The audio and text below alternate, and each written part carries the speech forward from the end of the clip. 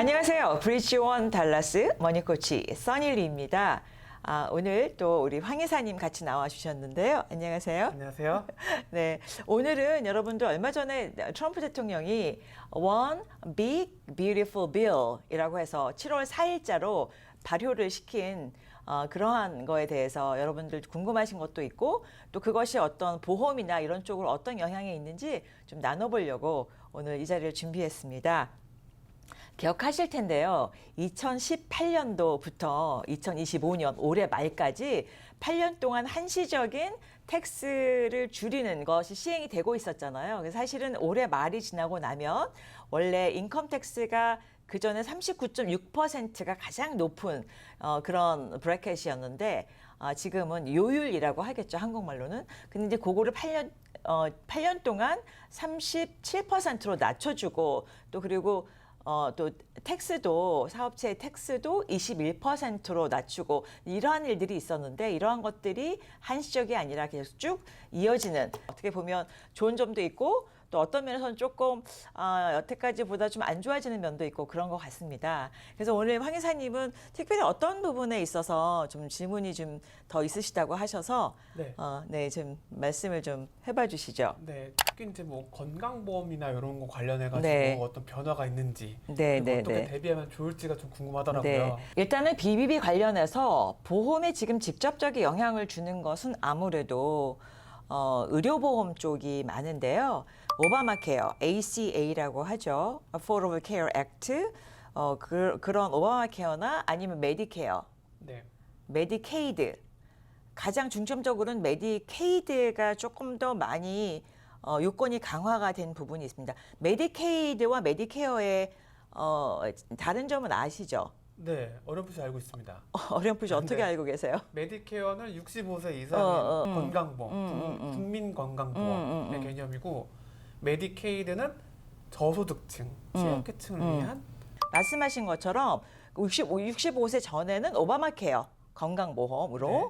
그다음에 65세가 넘어가고 나면 아까 말씀하신 메디케어로 네네. 건강보험이 이제 스위치가 되는 거고요. 메디케이드는 건강보험도 되고 여러 가지의 어떤 혜택이 있는데 어떤 기본적인 자기의 poverty level이라고도 말을 하는데요. 그거를 빈곤층의 어떤 네네. 수준이라고 얘기를 하는데 그거는 가족 수에 따라서 또 그 레벨은 많이 다를 수가 있는데 그렇게 됐을 때 그게 미달되면 자산과 인건이 미달되면 메디케이를 받으실 수가 있고요. 네네. 메디케이드가 갖고 있는 상태에서 또 65세가 되면 또 메디케어를 같이 동시에 가지실 수가 있습니다. 그렇게 되면 그걸 메디 플랜이라고 하거든요. 네네. 이제 그런 부분인데 지금 요번에 BBB에서는 메디케어에 관한 부분보다는 메디케이드에 대한 부분이 네네. 사실은 조금 더 강화가 됐기 때문에 네. 이제까지는 그냥 자동 재등록이 되고 이런 부분들이 있었다고 하면 이제는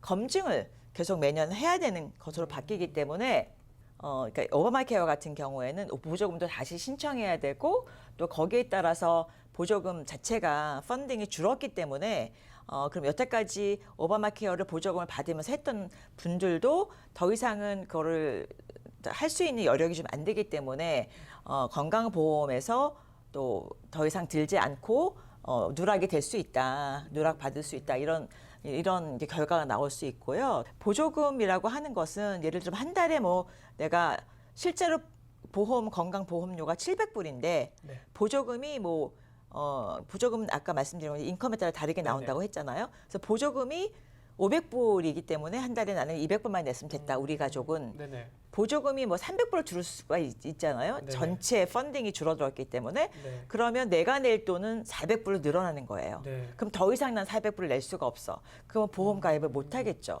그렇게 되면 또 보험이 없이 또 생활을 해야 되는 그런 어떤 또 영향이 조금 나쁜 영향이 있을 수 있어서 이 부분이 조금 민감할 수 있을 것 같습니다. 네. 그래서 그리고 또 하나 메디케이드에 관한 거는 여태까지는 일을 하고 안 하고에 대한 거는 별로 그렇게 크게 변별력이 없었는데 이제는 일하는 것이 워크 리퀘어먼트가 도입이 돼서 실제로는 64세까지의 건강한 그런 성인의 경우에는 주 20시간 이상 근무를 하거나 아니면 구직 활동을 하거나 아니 직업을 갖기 위해서 직업 트레이닝을 받거나 이런 것들 의무적으로 도입을 했다. 그러니까 이게 약간 뭐라 그럴까요? 이제 우리가 그냥 쉽게 말을 해서 그냥 무의도식하는 그냥 아무것도 일도 안 하고 혜택만 받는 그러한 거 어떤 네. 그러한 분위기가 만약 있었다면 그런 부분에 있어서는 조금 더 메디케이드 받으시는 분이라면 네. 조금 더 이제 뭐라고 할까요? 다시 재정비를 하시고 일도 좀 하시고 돈도 좀 버시고 이런 부분이 좀 일하지 더 않고 필요한 것 노는 같습니다. 사람 돈을 주지 않겠다. 네, 그런 약간 의도가 좀 있지 않을까 네. 저는 그런 생각이 듭니다. 아무래도 정권이 좀 바뀌었으니까 네. 좀 철학도 바뀌는 것 같습니다. 네네. 그렇죠? 네. 혹시 이런 상황에서 이런 상황이 계속 지속될 때 네. 우리가 또 혹시 준비할 수 있는 부분이 또 있을까요? 일단은 건강보험하고 제가 이제 계속 많이 얘기하는 어떤 재정적에 관련된 연금이나 라이프 인슈런스하고는 직접 관련이 없다고도 볼 수 있어요. 왜냐하면 미국에서는 이런 게 이제 상당히 다른 어떤 에리어 자체가 다르니까 한국하고 굉장히 다르기 때문에 그러나 그럼에도 불구하고 그 라이프 인슈런스의 사망 보험금에 대비해서 그 리빙 베네핏이라는 것이 있습니다. 그것이 많이 대세가 돼 있기 때문에 그 안에 리빙 베네핏 안에 세 가지가 있다고 말씀을 드렸잖아요. 네. 근데 거기에 건강보험에 관련된 것이 들어있는 부분은 세 가지가 다 그럴 텐데 한 가지는 뭐예요? 내가 4대 중병에 걸렸을 때 네네.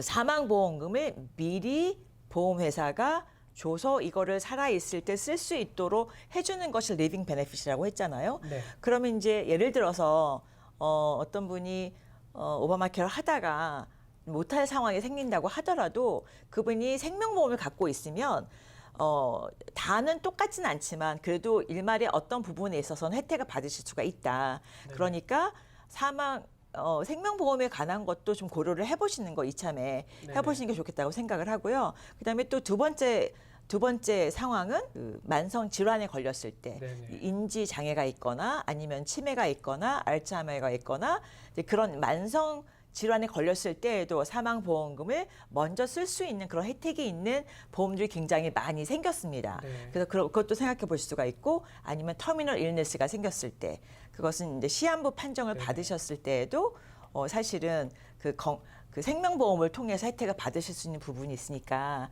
이게 건강보험하고 직접적인 연관이 있지는 않지만 그럼에도 불구하고 또 대안으로 뭔가 또 해결할 수 있는 부분도 있기 때문에 지금 이런 얘기들 나올 때 한번 또 짚어보시는 그러한 지혜를 발휘해 보시면 좋겠습니다. 왜 그 상대적으로 그 비용이 낮은 자동차 보험의 개념의 그 보험이 홀라이프였나요? 아니요, 텀보험, 정기보험. 네. 보험은 그때 납입 네. 기간 중에만 이제 기간이 보장받는. 10년, 20년, 30년. 그 기간 내가 보장받고 있는 기간 중에 일어난 아까 말씀드린 그런 네네. 리빙 베네핏이나 네네. 아니면은 사망보험금을 탈 수 있는 거죠. 굉장히 경제적 네. 여유가 없으면 텀보험을 드는 것도 일단은 방법일 수 무조건 있겠네요. 네, 텀보험을 들어도 리빙 베네핏을 쓸 수 있는 경우들이 많이 있습니다. 네. 왜냐면 리빙 베네핏은 그 홀라이프나 아니면 IUL처럼 캐시 밸류를 기준으로 주는 것이 아니고 사망보험을 기준으로 설정이 되는 거기 때문에 네네. 그건 텀보험을 하셔도 텀보험은 상대적으로 굉장히 비용이 가장 네네. 적게 들어가는 거니까 텀보험을 고려해 보시는 게 아주 좋은 방법이라고 생각을 합니다. 네.